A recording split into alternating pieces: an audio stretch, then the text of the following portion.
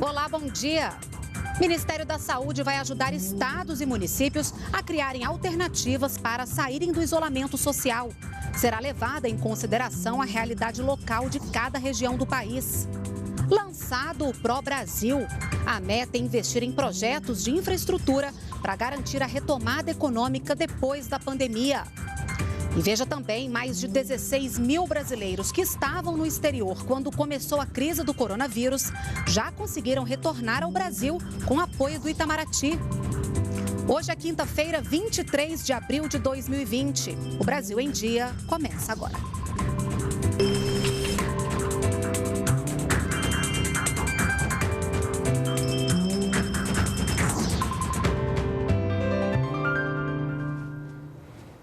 São 9 horas e 45 minutos. Nós estamos ao vivo também pelas redes sociais. O governo teve que suspender o adiantamento da segunda parcela de R$ 600 do auxílio emergencial prevista para ser paga a partir de hoje. Vamos ao Rio de Janeiro. Maurício de Almeida explica para a gente. Bom dia, Maurício. Qual foi o motivo? Bom dia, Renata. A antecipação foi suspensa em razão do alto número de informais cadastrados para receber o auxílio de R$ 600. Em nota, o Ministério da Cidadania afirmou que já solicitou ao Ministério da Economia um crédito suplementar para atender a todos os pedidos. Até o momento, o recurso disponível para cada uma das 3 parcelas é de 32 bilhões e 700 milhões de reais. Desse total, já foram transferidos 31 bilhões e 300 milhões. A nota diz ainda que a Controladoria Geral da União emitiu um alerta em relação ao orçamento. Por isso, ficou estabelecido que apenas em maio será anunciado o pagamento da segunda parcela do auxílio. Até lá, o governo espera regularizar todos os pedidos. O ministro-chefe da Casa Civil, general Braga Neto, afirmou que mais de 24 milhões de brasileiros já receberam o benefício. Agora, um aviso importante: quem teve o pedido negado ou reprovado pode solicitar novamente o benefício pelo aplicativo ou pelo site auxilio.caixa.gov.br. Renata. Tá certo, Maurício. Obrigada pelas suas informações. E olha, lembrando que não há alteração no calendário de pagamento para os beneficiários do Bolsa Família. Para este público, segue normalmente. Hoje, quem recebe tem NIS final 5. E de olho na recuperação do desenvolvimento do país, foi apresentado nesta quarta-feira o programa Pro Brasil. A iniciativa pretende reduzir os impactos econômicos e sociais causados pela pandemia do novo coronavírus. A primeira reunião já está marcada para sexta-feira. O programa Pro Brasil foi apresentado nesta quarta-feira ao presidente Jair Bolsonaro. A iniciativa busca reduzir os impactos do coronavírus nas áreas social e econômica após a pandemia. Serão planejadas e desenvolvidas ações integradas para a recuperação e crescimento do país, bem como o restabelecimento do bem-estar da sociedade. O programa tem 2 eixos, ordem e progresso. No eixo ordem estão medidas estruturantes, como arcabouço normativo, atração de investimentos privados, maior segurança jurídica e produtividade, melhoria do ambiente de negócios e mitigação dos impactos socioeconômicos. E no eixo progresso estão previstos investimentos, com a realização de obras públicas e de parcerias com o setor privado. Vamos dar continuidade a coisas que já estavam andando, por exemplo, o vigoroso programa de concessões.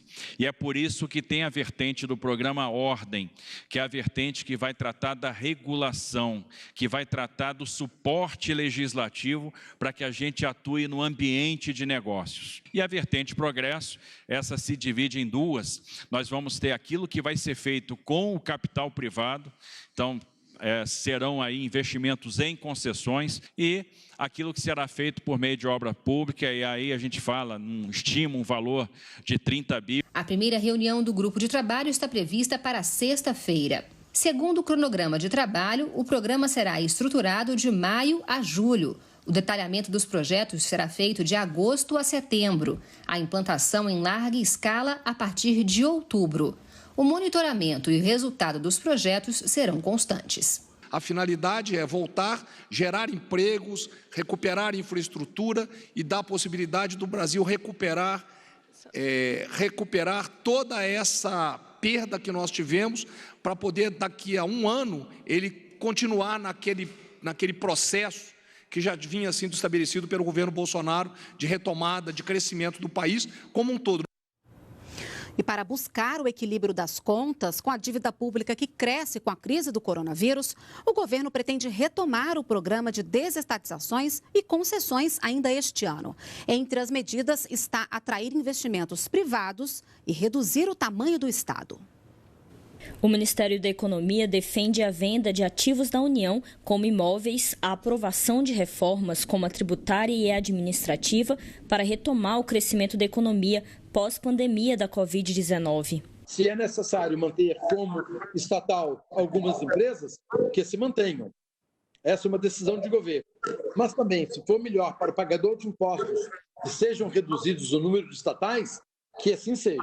Segundo o Ministério da Economia, os gastos para combater os impactos do coronavírus na economia devem superar 1,160 bilhões de reais e a dívida pública pode alcançar 90% do PIB. O montante inclui os investimentos em equipamentos de saúde, no socorro aos estados e municípios e na ajuda aos informais, microempreendedores e outros grupos durante a pandemia. Para reequilibrar as contas, o governo também quer atrair novos investimentos com a privatização de estatais. O Estado é necessário, mas nós temos que ter um Estado pequeno, enxuto. O Estado não pode ser do tamanho que nós temos hoje. Nós precisamos ter um Estado reduzido, eficiente, produtivo e que vá de encontro às necessidades e aos requerimentos dos seus cidadãos. No acumulado de janeiro a março deste ano, a arrecadação de impostos, contribuições e demais receitas federais ultrapassou 400 bilhões de reais. O valor mostra um aumento real de 0,21% em comparação com o primeiro trimestre do ano passado. Já a arrecadação do mês de março foi de 109 bilhões e 718 milhões de reais. O número representa uma queda real de 3,32%, quando comparado com o mesmo período de 2019. De acordo com a Receita Federal, o resultado de março foi impactado principalmente pelo aumento no pedido de compensações tributárias das empresas, que prevêem ter perda no faturamento provocada pelos impactos da pandemia do novo coronavírus. As empresas já estão na iminência de um período de agravamento do seu fluxo de caixa, ou seja, na iminência de uma perda de liquidez, de incapacidade de continuar honrando seus compromissos. A gente pode perceber que as empresas, no mês de março, lançaram mão do seu direito de compensação. Isso explica por que as compensações tributárias subiram aí na ordem de 50% em relação ao mesmo período do ano passado. O Brasil tem mais de 45 mil casos confirmados de Covid-19 e 2.906 mortes.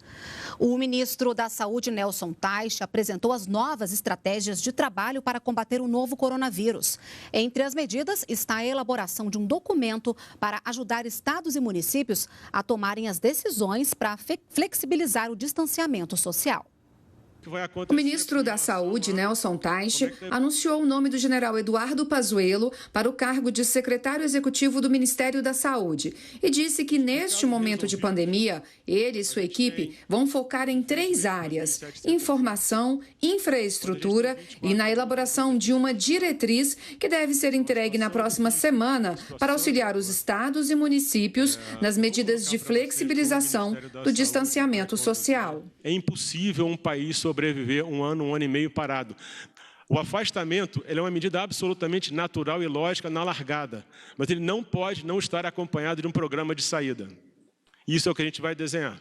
Isso é o que a gente vai dar suporte para estados e municípios. Segundo o novo ministro, ainda se sabe muito pouco sobre a Covid-19 e isso dificulta as decisões dos gestores. Por isso, o governo federal está trabalhando na construção de um banco de dados sobre a doença, junto com outros ministérios e a iniciativa privada. Não tem fórmula mágica.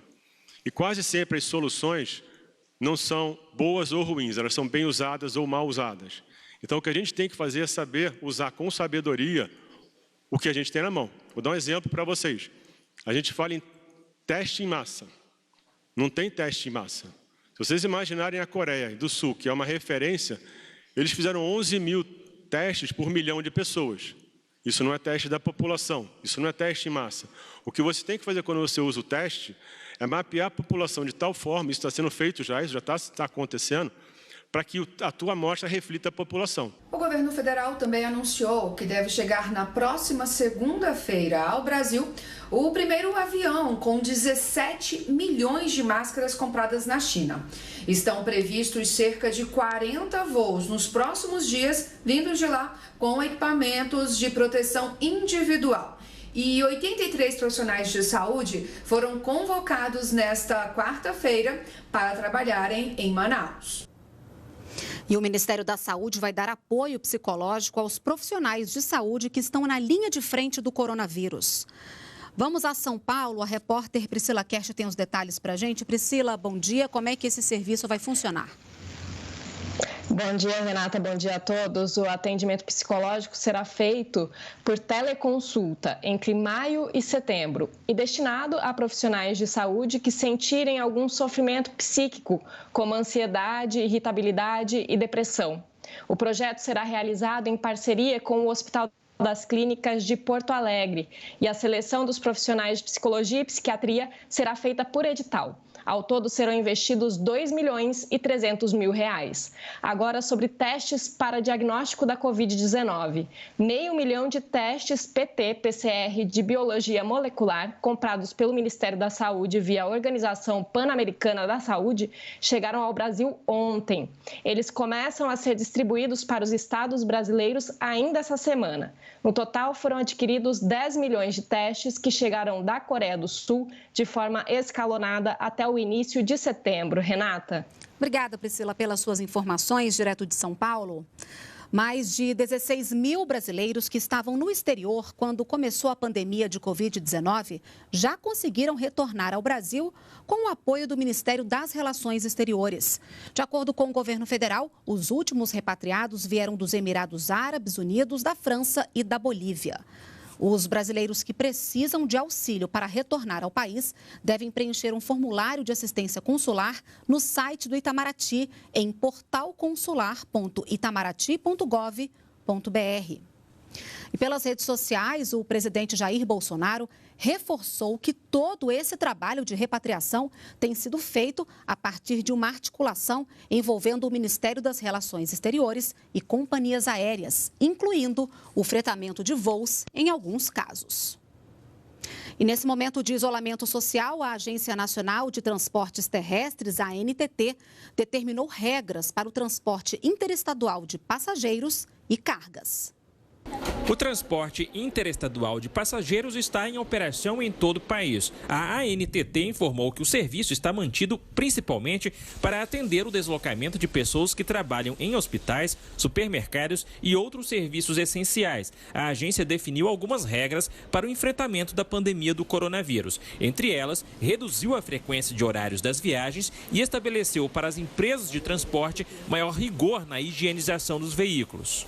Com relação ao transporte de cargas, a ANTT suspendeu as atividades dos postos com balanços de pesagem e determinou às concessionárias das principais rodovias federais a criação de estações de atendimento aos caminhoneiros.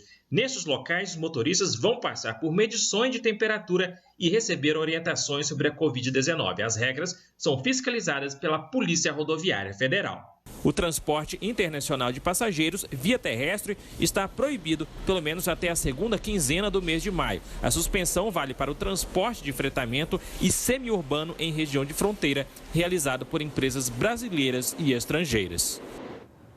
A gente fica por aqui, nos vemos amanhã. Tchau, tchau.